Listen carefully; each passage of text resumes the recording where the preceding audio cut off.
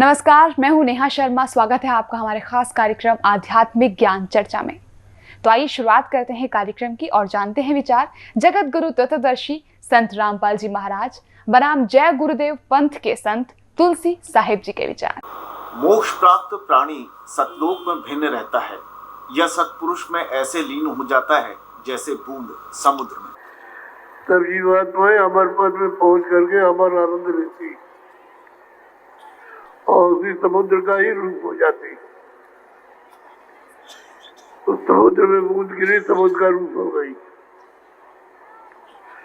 जल की बूंद जल में गिरी, उसका रूप धारण कर लिया। आपकी पूर्ण संत की क्या पहचान है? पूर्ण संत तो वो हैं कि जो उस मालिक के दरबार में आते जाते हैं, चाहने वालों को भी जो उनका आदेश पालन करे पहुंचा दें। और जैसा कि अभी पहले नानक साहब का जिक्र आया है, उसमें उन्होंने भी परिभाषित किया है कि संत कौन है कि सत्य पुरुष जिन जानिया सतगुर तिसका नाम तिनके संग से खूब रहे नानक हर गुण गाओ। जो वहाँ पहुँच गया है वही वास्तव में समर्थ सतगुरु है। तो ये थे जय गुरुदेव पंथ के संत तुलसी साहिब जी के विचार। और आइए अब जानते हैं जगत गुरु तत्वदर्शी संत रामपाल जी महाराज के विचार। नमो नमो सतपुरुष को नमस्कार गुरु की नहीं। सुर नर मुनि जन साधुआ संतों सर्वस्ती नहीं। सतगुरु साहेब संत सब डंडो तुम प्रणाम। आगे पीछे मध्य हुए तिनको जा कुर्बान। परम पिता परमात्मा पूर्ण ब्रह्म सारी सृष्टि के रचनहार कुल मालिक कबीर परमेश्वर जी अपनी प्यारी आत्माओं को अपनी जानकारी देने के लिए स्वयं ही प्रकट होते हैं, यहाँ पर आते हैं।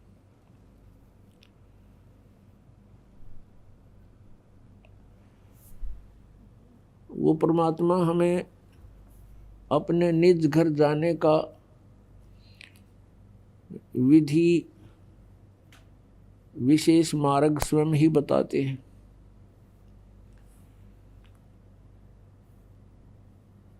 परमात्मा ने अध्यात्म ज्ञान को स्वयं ही यहाँ आकर के बताया है। कबीर देव जी ने उन्होंने बताया कि सबसे पहले आप जी का गुरु होना चाहिए। गुरु भी अधिकारी हो, पूर्ण गुरु हो। और विदाउट गुरु, गुरु के बगैर कोई भी साधना आप करते हो वो यूजलेस होती है। गुरु बिन माला फेरते, गुरु बिन देते दान, गुरु बिन दोनों निष्फल हैं चाहे पूछो वेद पुराण।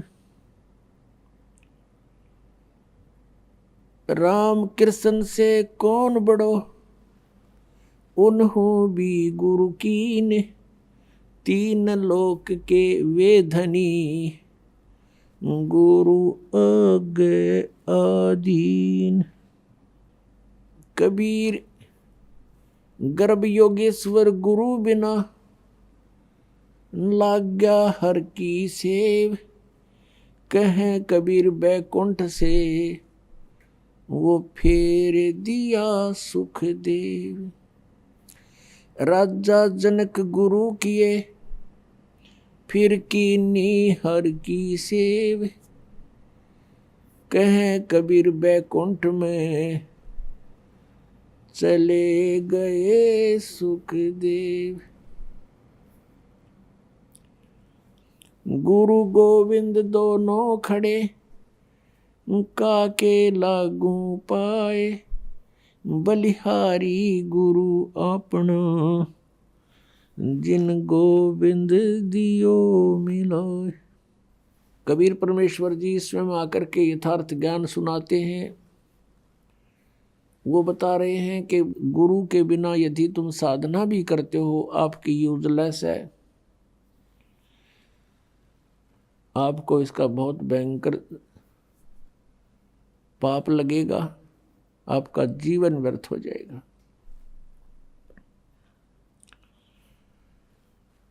फिर उदाहरण देते हैं कि तुम राम और कृष्ण से तो किसी को बड़ा नहीं मानते, और श्री राम श्री कृष्ण जी ने भी गुरु बनाए और गुरु के सामने एज ए शिष्य की तरह विनम्र रहे। राम कृष्ण से कौन बड़ो, उन्हों भी गुरु कीन, और 3 लोग के वे धनी गुरु आगे आधीन। अब कितनी इम्पोर्टेंस है गुरु की। और जो गुरु नहीं बनाते, मनमुखी साधनाएं करते हैं,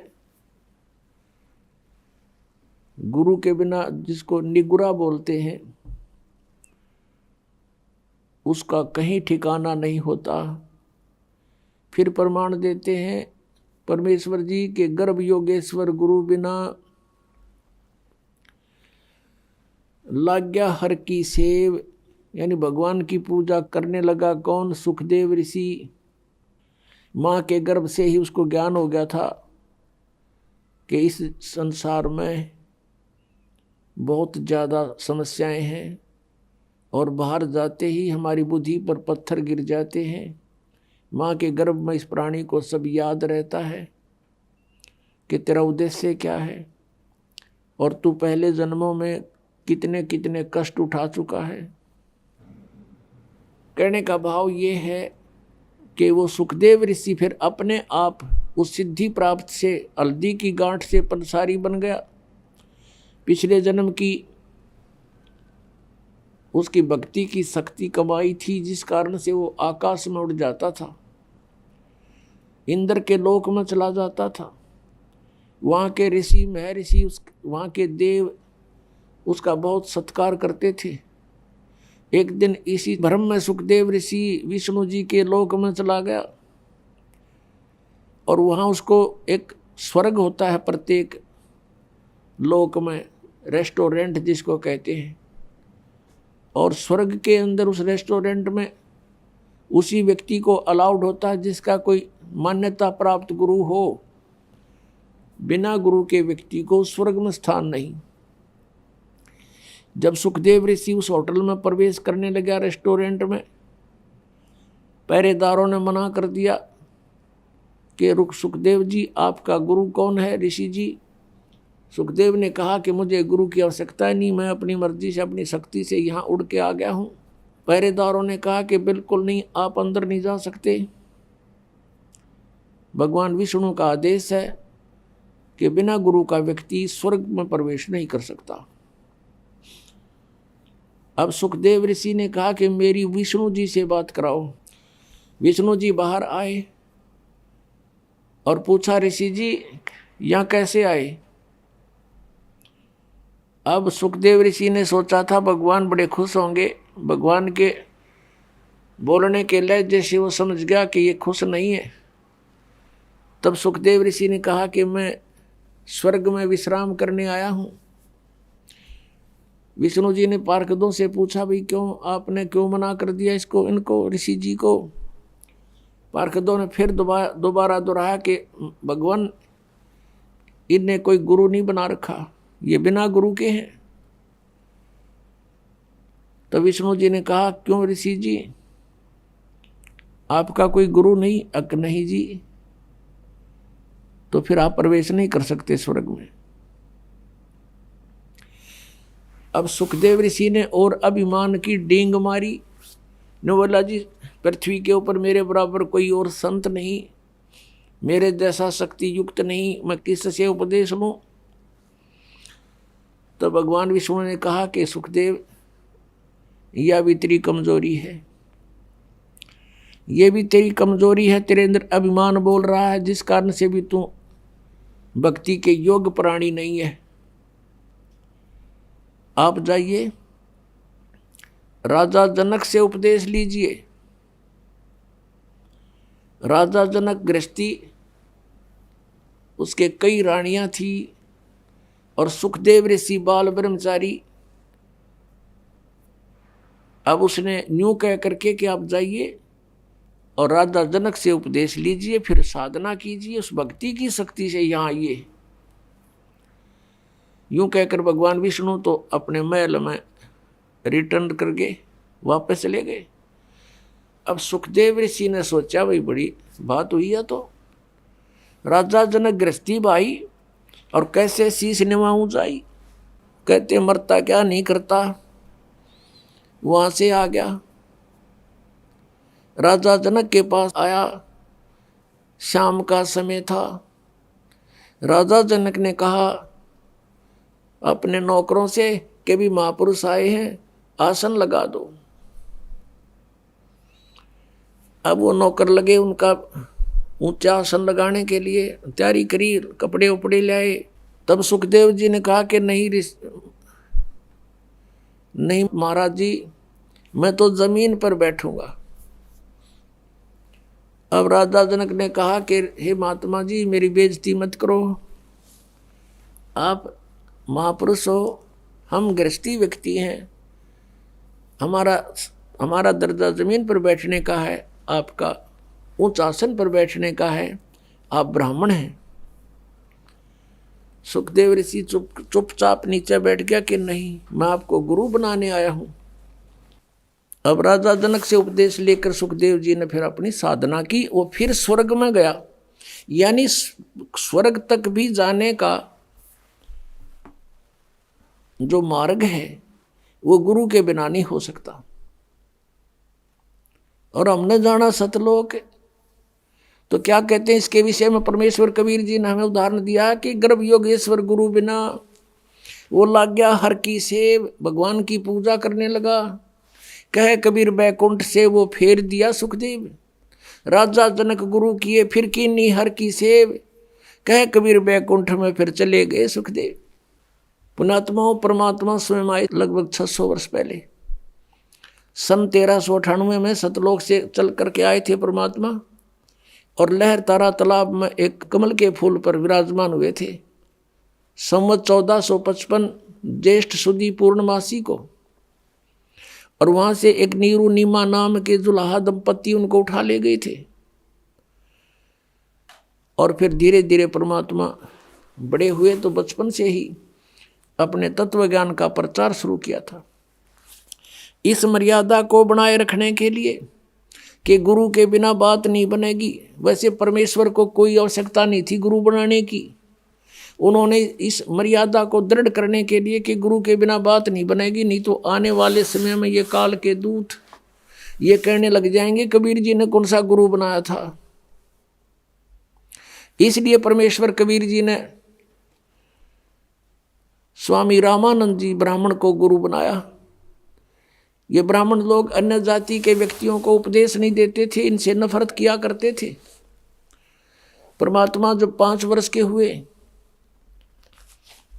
उसमें 2.5 वर्ष के बालक का रूप बना के कबीर परमेश्वर जी, और जिस गंगा घाट पर स्वामी रामानंद जी प्रतिदिन स्नान करने के लिए सुबह सुबह जाया करते थे, ब्रह्म मुहूर्त में घाट बने हुए थे, पैड़ी बनी हुई थी पक्की, उस पौड़ियों में जाकर के लेट गए 2.5 वर्ष के बच्चे का रूप धारण करके। स्वामी रामानंद जी नीचे उतर रहे थे अंधेरे में, गर्मियों का मौसम था, और उस समय जब परमात्मा 5 वर्ष के थे, महर्षि रामानंद जी ब्राह्मण 104 वर्ष के थे, 99 वर्ष के आयु का अंतर था आपस में। वो जो ही नीचे को उतर रहे थे, परमात्मा 2.5 वर्ष के बच्चे में के रूप में लेटे हुए थे, सिर में खड़ाऊं लगी, पैर की जूती लकड़ के होते थे उनके खड़ाऊं, रामानंद जी की खड़ाऊं भगवान के सिर में लगी, बच्चे की तरह रोने लगे।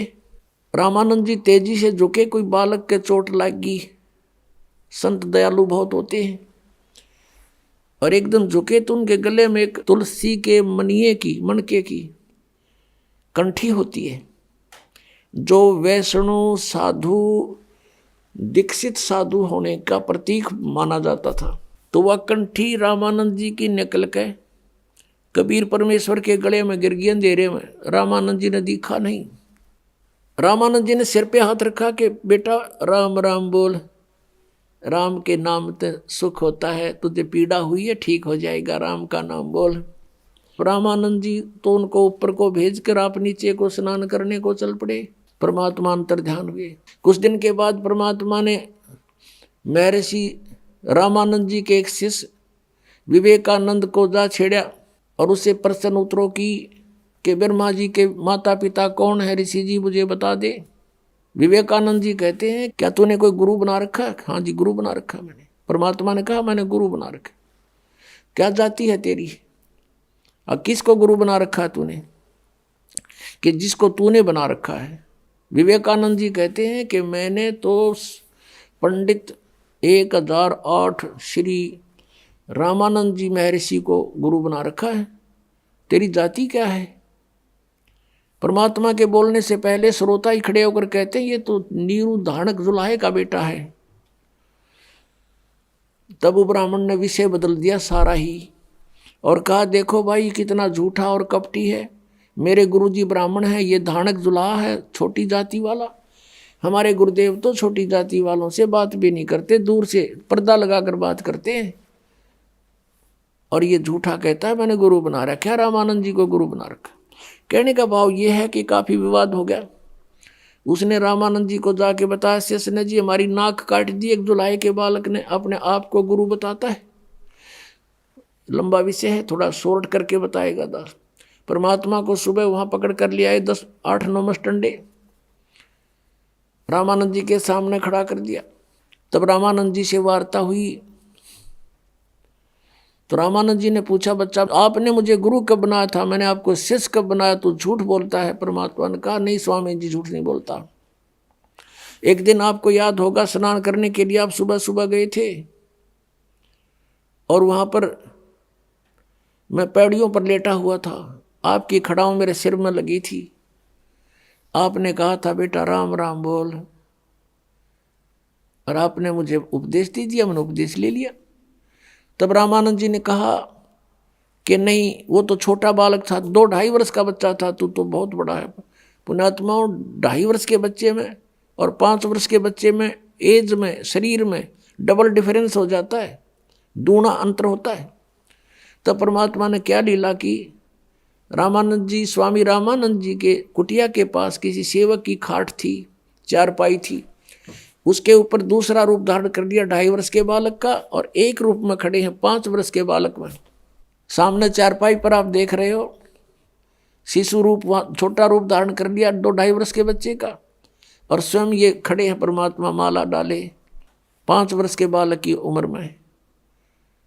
अब रामानंद जी ने 5 बार तो छोटे रूप की ओर देखा और 6 बार उस छोटे रूप की तरफ देखा चारपाई की तरफ, और 6 बार बड़े रूप की तरफ देखा 5 वर्ष की आयु वाले पर। आंखें मलमल कर देखा कि मुझे धोखा तो नहीं लग रहा है, आज तक पहली बार देख रहा हूं ऐसी लीला। इतने में क्या हुआ, परमात्मा ने सोचा ये बुजुर्ग ना समझा इस बात ने। वहां से वो बच्चा 2.5 वर्ष की आयु का शरीर वाल उठा और 5 वर्ष के बालक में देखते देखते समा गया, अकेले रह गए परमात्मा। फिर रामानंद जी की बहुत वार्ता हुई, रामानंद जी से ज्ञान चर्चा सुनाई। रामानंद जी ने कहा कि मैं तेरी बातों पर विश्वास करूंगा, लेकिन ऐसे नहीं, मैं समाधिस्थ होता हूँ।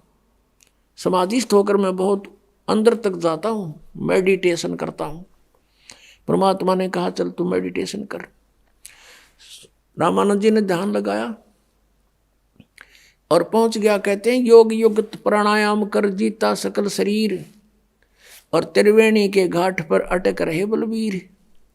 अब इस शरीर में जाकर के आगे त्रिवेणी 3 रास्ते बन जाते हैं। कहते त्रिवेणी के पुण्यात्माओं जंगल में आप जा रहे हो और 2 रास्ते हो जाए, वहीं विचलित हो जाओगे बिना गुरु के। उस त्रिवेणी पर जाकर रुक जाता है रामानंद, और परमात्मा साथ साथ जा रहे हैं उस छोटे बालक के 5 वर्ष के बालक के रूप में।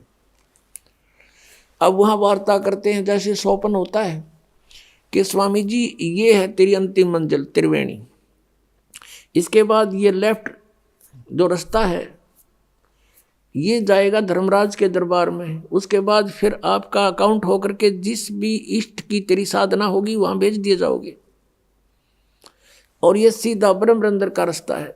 ये तुम्हारे किसी मंत्र से नहीं खुलेगा, मेरे सतनाम से खुलेगा, उस 2 अक्षर के मंत्र से खुलेगा। रामानंद जी ने सोचते रहे, देखते रहे भी क्या होगा। तब कहा कि अपने मंत्र जाप करके देख ले, जी खुलता हो। तो उसने सारे मंत्र जंतर कर लिए, नहीं खुला। तब परमात्मा ने कहा मैं सिमरण करता हूं सतनाम का, 2 अक्षर के नाम का। सिमरण किया, वो पट दे, दरवाजा खुल गया, सामने का गेट। आका मेरे साथ। रामानंद जी की आत्मा को साथ लेकर गए। ये काल दिखाया जहां 21वें ब्रह्मांड में बैठा है, जहां तपतशिला के ऊपर 1 लाख मानव शरीरधारियों को सूक्ष्म रूप में, वहां सूक्ष्म उनके सूक्ष्म शरीर को वहां भून कर खाता, वो स्थान दिखाया। फिर सचखंड में लेकर गए, सतलोक में। वहां परमात्मा को देखा दूसरे रूप में। करोड़ सूर्य मिला दे, करोड़ चंद्रमा एक रोमकूप के अंदर। इतनी शोभा उस परमात्मा सतपुरुष की सचखंड के अंदर। और नीचे से 5 वर्ष के बालक में परमात्मा दूसरे रूप से जा रहे हैं उसके साथ। तो रामानंद जी ने सोचा भगवान तो ये है सामने, जो तख्त पर बैठा है, सिंहासन पर विराजमान है। और परमेश्वर कबीर जी जाकर के चमर उठा करके उस परमात्मा पर करने लगे। जो सिंहासन पर बैठे थे चमर करते हैं आदर से। अब रामानंद जी ने सोचा भगवान तो ये है, ये कबीर तो यहाँ का कोई गण होगा, अनुचर है यहाँ का। इतने में क्या हुआ कि वो तेजों में शरीर खड़ा हुआ, जिसके एक रोमकूप में करोड़ सूर्य मिला दे, करोड़ चंद्रमा वो भी फीके रहे। इतने नूर युक्त मनुष्य शरीर रूप नर आकार परमात्मा मनुष्य दृश्य खड़ा हुआ। और कबीर जी 5 वर्ष के बालक वो सिंहासन पर विराजमान हो गए, न्यू डट गए। और वो जो तेजों में शरीर युक्त परमात्मा था परमेश्वर, कबीर जी बालक के ऊपर चंवर कर रहे नौकर की तरह। अब रामानंद जी देख रहे हैं ये क्या लीला हो रही है। भगवान तो ये और इस बालक पर चंवर। इतने में तेजों में शरीर जाकर के कबीर परमेश्वर में प्रवेश कर गया 5 वर्ष के बालक में। अनंत कोट ब्रह्मांड के कंट्रोलर के रूप में अकेले कबीर परमेश्वर जी बालक रूप में बैठे 5 वर्ष के बालक में। अब रामानंद जी कहते हैं, देखते हैं चारों ओर। तब परमात्मा ने कहा रामानंद मैं पूर्ण परमात्मा हूं, परम अक्षर ब्रह्म हूं। और तुम भगवान को निराकार बताते हो, वेदों को पढ़ते हो, गीता को पढ़ते हो। और पुनः पढ़ना उन वेदों को, उसमें लिखा है कि परमात्मा नर आकार है और ऊपर धूलोक के 3रे पृष्ठ पर विराजमान है, वो मैं ही हूं। अब रामानंद जी ने देखा सारा नजारा, सचमुच हम तो डरे डोए थे। वहां से वापस छोड़ दिया रामानंद जी को, उनकी आत्मा वापस भेज दी। वापस आया, झटका सा लगा एकदम, देखा चारों ओर तो सामने 5 वर्ष के बच्चे के रूप में फिर विराजमान है।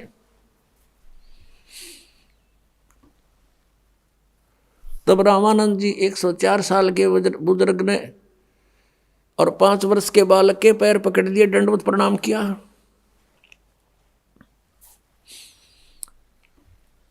और कहा कि तुम साहेब तुम संत हो, तुम सतगुरु तुम हंस, गरीबदास तुम रूप बिना और न दूजा अंश। 2 ठोर है एक तू भया एक से 2। रामानंद जी कहते हैं गरीबदास हम कारणे तुम आए हो, मग जो वहां से चलकर हमारे लिए ही आए हो।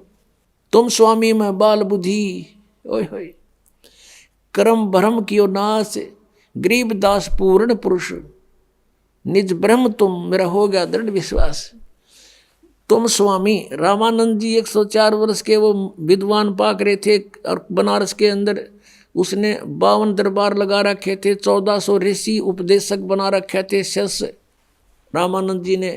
अब वो कहता है 5 वर्ष के बालक के चरण पकड़ के कि तुम स्वामी तुम मालिक और मैं बाल बुद्धि। आज तक जो हमने वेदों और गीता को जैसा जाना था, हमारी बुद्धि तो बालक जैसे ज्ञान युक्त थी। आपके इस तत्व ज्ञान के सामने और आपको ने प्रत्यक्ष दिखा दिया। तुम स्वामी में बाल बुद्धि, भ्रम कर्म कियो नाश, और गरीबदास निज ब्रह्म तुम, वो तत्ब्रह्म आप ही हो, मेरा हो गया दृढ़ विश्वास। उसमें कबीर परमेश्वर ने कहा था कि स्वामी जी रामानंद जी आप मेरे गुरु हो, ऐसा ना करो, मुझे लज्जित मत करो। तब रामानंद जी ने कहा कि हे भगवान अब ये दास आपको खूब पहचान चुका है। तब सारी बात से परिचित कराया कबीर परमेश्वर ने कि आप मेरे गुरु बने रहो, ये मेरा आदेश मान लो, एज ए गॉड मान लो। क्योंकि आने वाले समय में सारी बात से परिचित कराया, सब ज्ञान समझा उसको कि मैं जब सतलोक से चलकर आया, अपने पुत्र सहजदास का रूप बनाकर जोगजीत का रूप बनाया फिर दूसरी बार। तो ये काल मिला मुझे, इसने मेरे से वायदा करवाया था, मेरे से वचन ले लिए थे कि 3 युगों में जीव कम ले जाना और चौथे युग कलयुग में तू कितने ही प्राणी ले जाना तुम। ये मुझे अपना भाई समझ रहा था, इसलिए मुझसे वाद विवाद कर रहा था। फिर इसने वचन भी मुझसे लिए, तो मैंने इसको वचन दे रखा है कि कलयुग में मैं अपने हंसों को ले जाऊंगा। और इसने एक प्रार्थना और की थी मेरे से कि जो आपके ज्ञान को जाने माने तो आपका। और काल ने कहा था मेरे लोकवेद पर आधारित वो रहे भगवान, उसके साथ जबरदस्ती ना करना। तो हमने इसको तथास्तु कह दिया था कि ठीक है, जो हमारे ज्ञान को मानेगा उसी को हम अपना ज्ञान समझाएंगे और उसको नाम देंगे, और जो हमारे ज्ञान को छोड़ देगा वो आपका ही होगा, काल का ही होगा। और जो गलत साधनाएं करेगा वो भी आपका ही होगा, काल का होगा।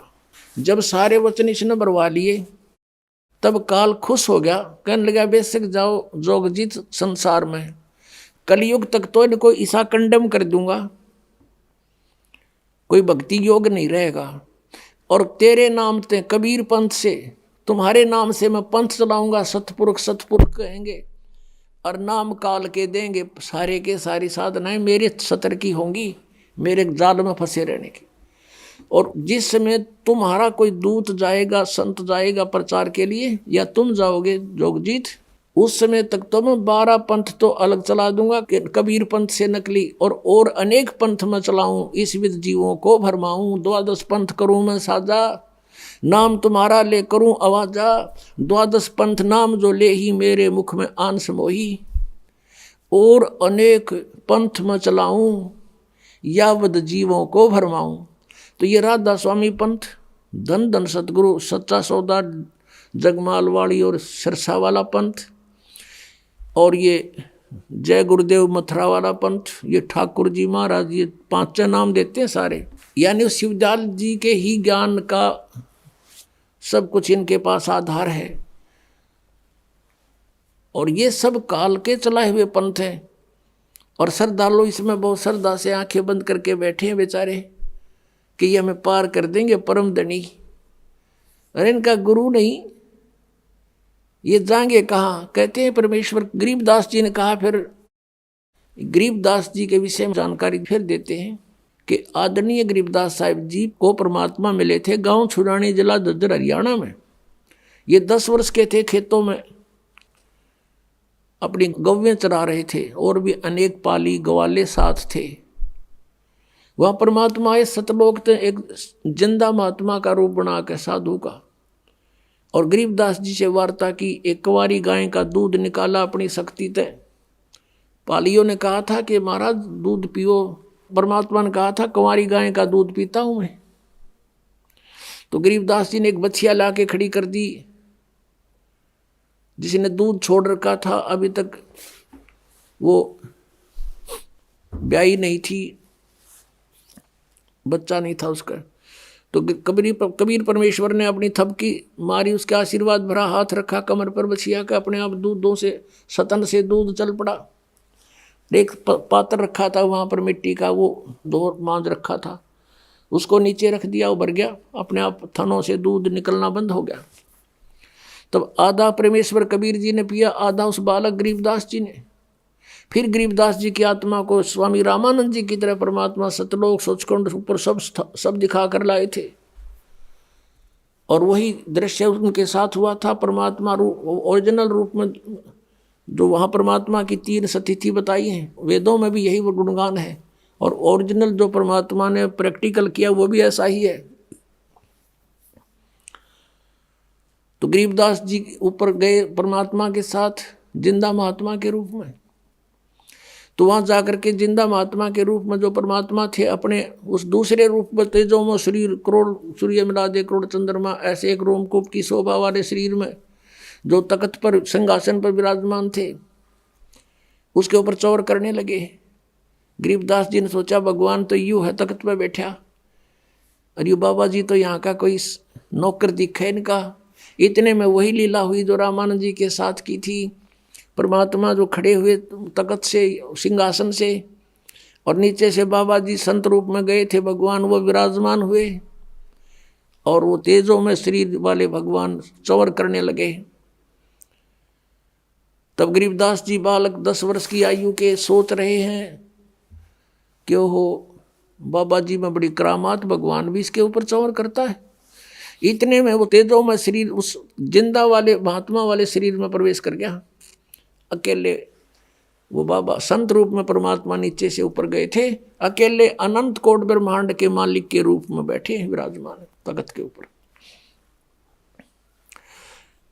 तब गरीबदास जी को सब कुछ दिखा करके परमात्मा ने वापस छोड़ दिया। उधर से गरीबदास जी को मृत जानकर हल्ला मच गया, तो मर गया और मृत्यु होगी बच्चे की। बाबा ने जंतर मंत्र का दूध पिला दिया, लड़का मर गया, इकलौता पुत्र था। हाहाकार मच गया गांव छुडानी में, और चिता के ऊपर रख दिया अंतिम संस्कार करने के लिए। गरीबदास जी ने कहा परमात्मा मुझे घर वापस ना भेजो, वो तो गंदा लोक है।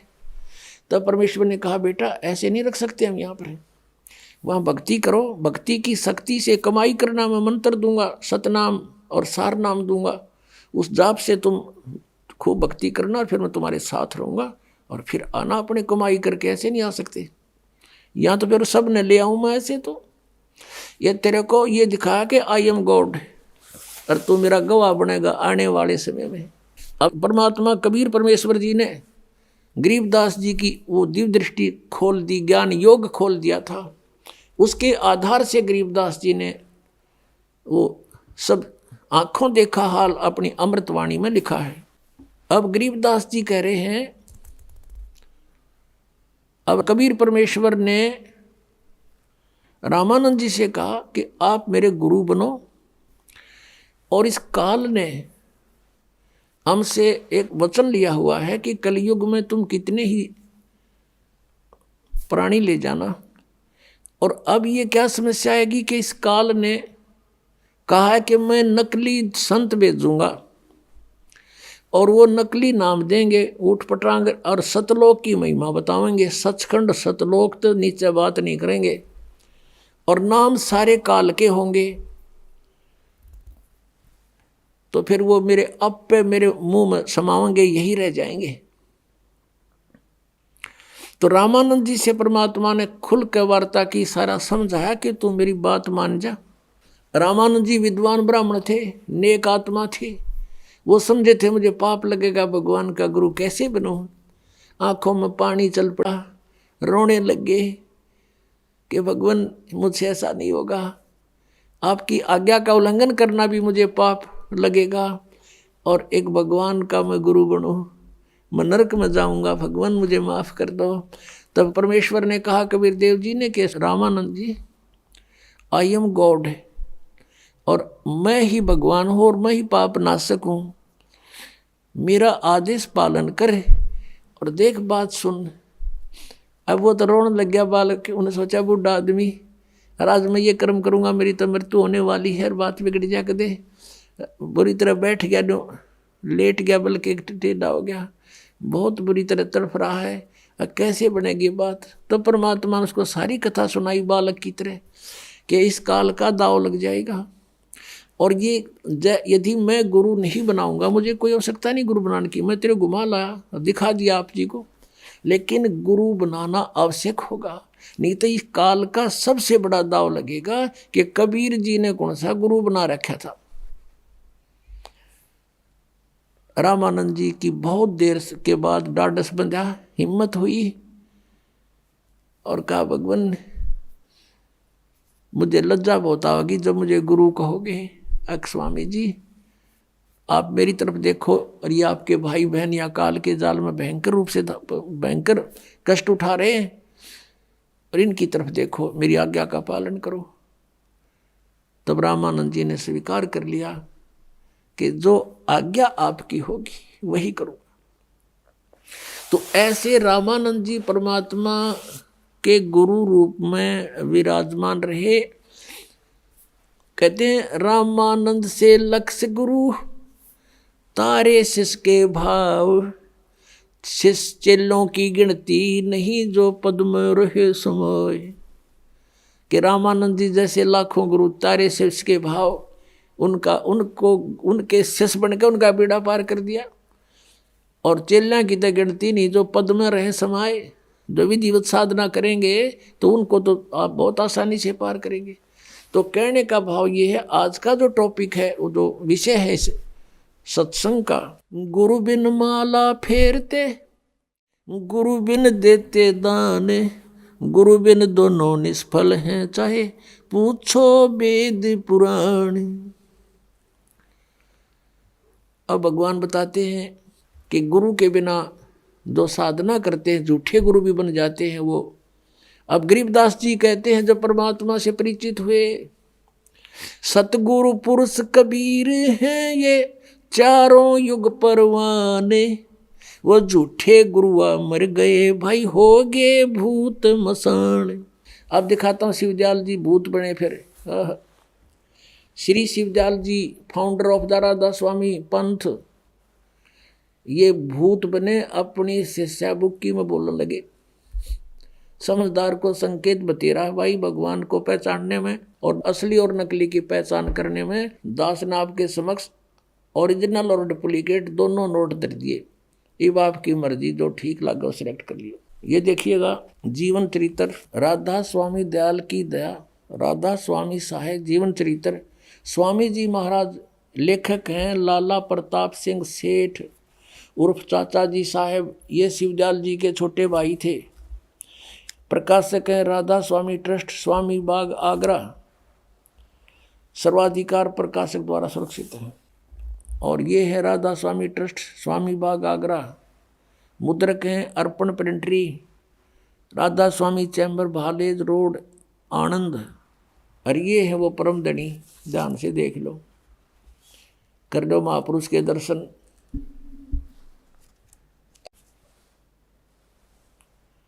ये है परम पुरुष पूर्ण धनी अजूर स्वामी जी महाराज।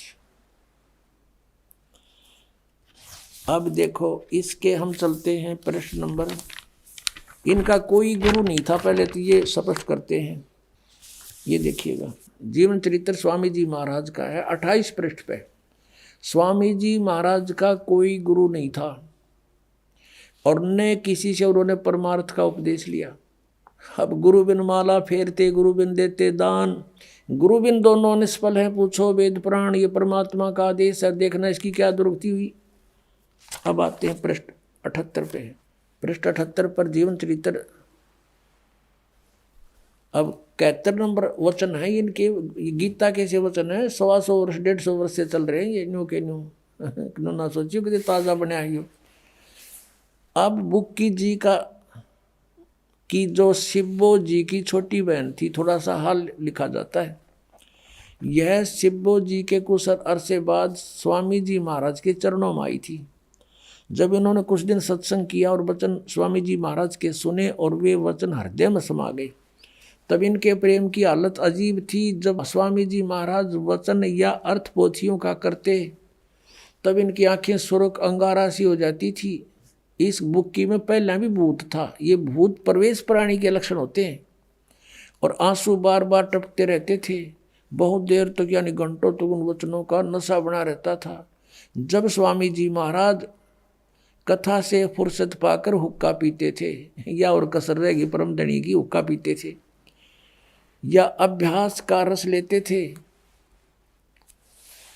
या कथा करने बैठते थे, तो बुक्की जी महाराज के चरणों का अंगूठा मुंह में रखे हुए घंटों चरणामृत का रस लेती रहती थी। और जब कोई मत्था टेकने के वास्ते हटाना चाहता तो वे चरण नहीं छोड़ना चाहती थी। तब मत्था टेकने वाले से कह दिया जाता था कि तुम दूसरे चरण पर मत्था टेक लो और उस प्यासी को मत हटाओ। अब ये राधा स्वामी वाले ये भी कहा करें कि पूरे गुरु किया भी पहचान है, वो मत्था ना टेकवाता। हरियो थारा परम धनी भी मत्था टेकवावा था। और वह बयान किया करती थी, मुझे इसमें ऐसा रस आता है जैसे कोई दूध पीता है। इनके भजन का ये हाल था कि 8 घंटे 9 घंटे रोज भजन किया करती थी। बेहोश होकर पड़ जाती, भूत था उसमें पहले भी। इनको स्वामी जी महाराज के दर्शनों का पूरा आधार हो गया था। अब दर्शन के रह गए, सामने बैठा और दर्शन की तो होंगे इसको।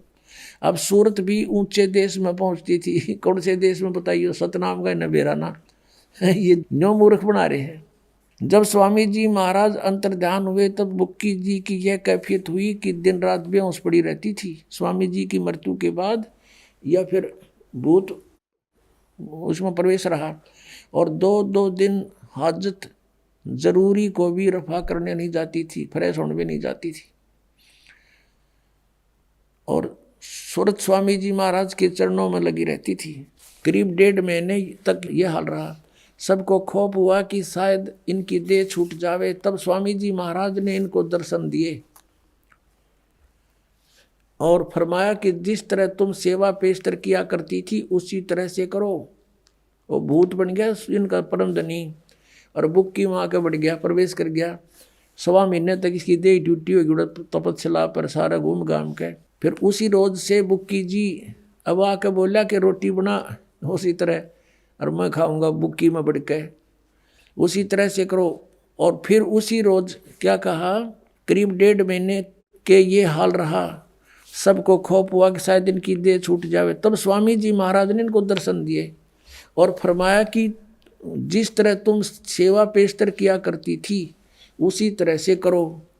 और फिर उसी रोज से बुक्की जी भोग भी तैयार करती थी और मेरे पन्नी गली के मकान पर पहले दस्तूर के माफिक पलंग बिछाती और हुक्का भरती थी। वह पलंग अभी तक बिछा रहता है। गर्ज की जिस तरह से की पेशतर सेवा किया करती थी, वो जीता जी सेवा करा करती थी। स्वामी जी की रोटी बनाया करती, हुक्का भर के दिया करती, वो पिया करता। उसी तरह से कुल काम करने लगी और स्वामी जी महाराज उनको ध्यान के समय में प्रगट दर्शन देते और कुल सेवा उसी तरह कबूल फरमाते थे। आय हाय, नौके ध्यान के समय में वो भूत आ जाता, रोटी खाता और हुक्का पीता बुक्की के माध्यम से। नौके कुल सेवा उसी तरह कबूल फरमाते थे जैसा कि अंतर ध्यान होने से पेशतर यानी पहले करते थे। बुक्की जी को महाराज उनके आखिरी दम तक प्रगट रहे, उसका माय प्रवेश रहे, वो आखिरी दम तक प्रगट रहे उसमें। यहाँ तक कि जिस किसी को जब कोई बात स्वामी जी महाराज से अर्ज करनी होती थी तो वे बुक्की जी के जरिए से दरफ्यात कर लिया करते थे।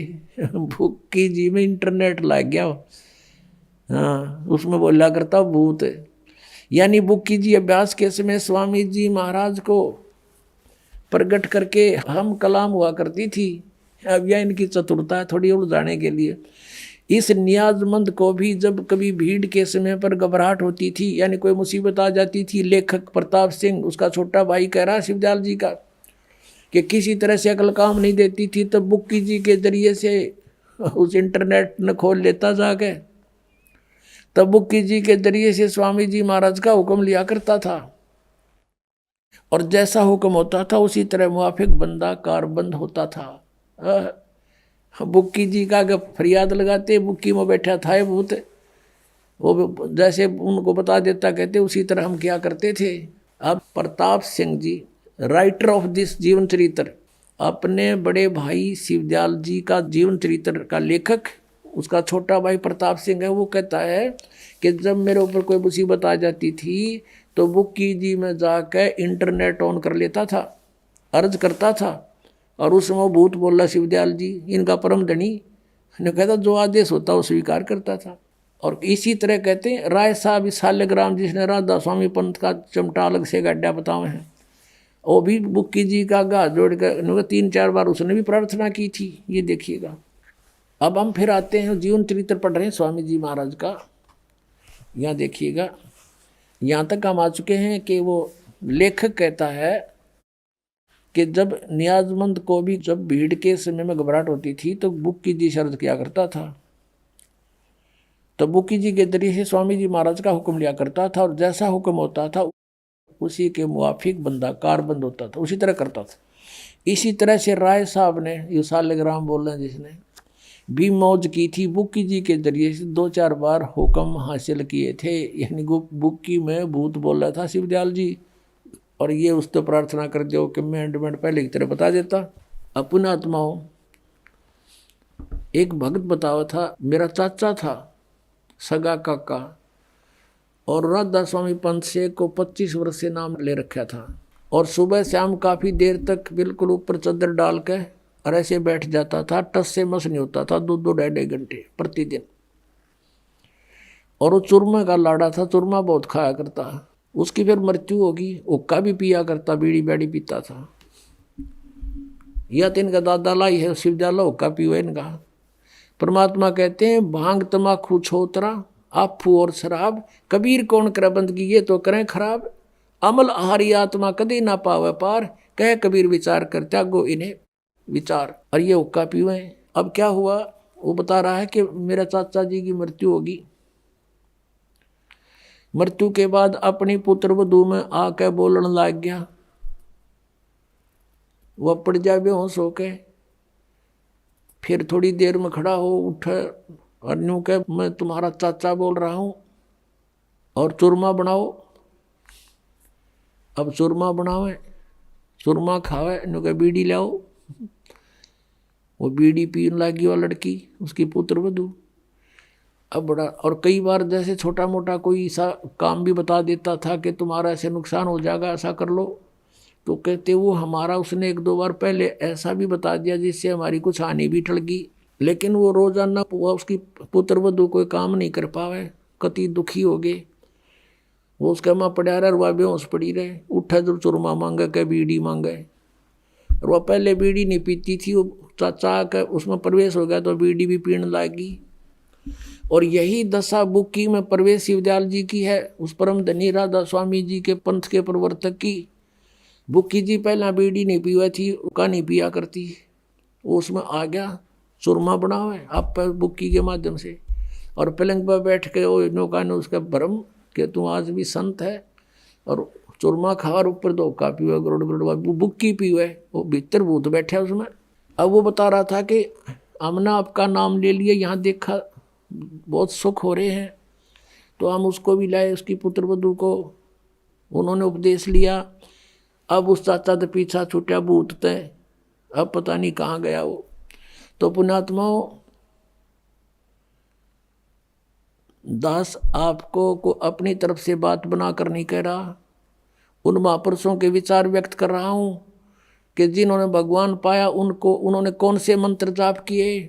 और ये 5 नाम जाप करने वाले और 3 नाम वो सतपुरुष अकाल मूर्त शब्द स्वरूपी राम आदि ये नाम जाप करने वाले, इंजेक्शन रिएक्शन से मृत्यु और ये भूत बनकर बुक्की में प्रवेश हो गया। समझदार को संकेत बहुत है पुण्यात्माओं। दास का उद्देश्य ये नहीं है कि मैं कोई किसी लालच में आपको ये उनसे अलग करना चाहता हूँ, लेकिन मेरी ड्यूटी ला दी परमात्मा ने साची कहने की। और इसमें जरा भी झूठ हो तो आओ सामने, कोई बताओ मुझे कि दास ने एक शब्द भी आपके ही इतिहास से बाहर कुछ बोला हो तो। एक कबीर परमेश्वर ने छोड़कर इस पृथ्वी पर कोई गुरु नहीं, और जो मनमुखी गुरु बने हुए थे कहते वो मसान भूत बन गए शमशान पर जा करके। अब क्या बताते हैं, सतगुरु पुरुष कबीर हैं चारों युग परवान, और झूठे गुरु अमर गे वो हो गए भूत बसान। कबीर परमेश्वर चारों युगों में प्रमाण है इस मालिक के आने का। सतयुग में सत सुकृत नाम से, त्रेता में मुनिंदर नाम से, द्वापर में करुणा में नाम से, और कलयुग में वो कबीर नाम से। सतयुग में सत सुकृत नाम से, त्रेता में मुनिंदर ऋषि नाम से, द्वापर में करुणा में नाम से, और कलयुग में कबीर नाम से वो परमात्मा चारों युगों में सहस्री आए हैं, शिशु रूप धारण किया, फिर लीला करते हुए बड़े हुए।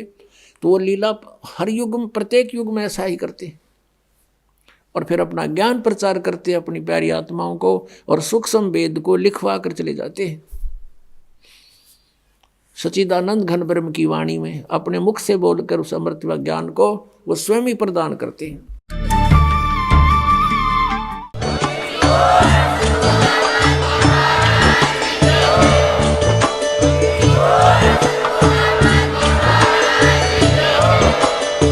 सुन रहे थे जगत गुरु तत्वदर्शी संत रामपाल जी महाराज जी के मंगल प्रवचन। अधिक जानकारी के लिए विजिट कीजिए हमारी वेबसाइट www.jagatgururampalji.org। संत रामपाल जी महाराज जी के शुभ आशीर्वाद से पूरे विश्व भर में 500 से भी ज्यादा नाम दीक्षा केंद्र हैं, जिन पर संत रामपाल जी महाराज जी द्वारा ऑनलाइन निशुल्क नाम दीक्षा दी जा रही है। अपने नजदीकी नाम दीक्षा केंद्र का पता करने के लिए संपर्क करें 8222880541।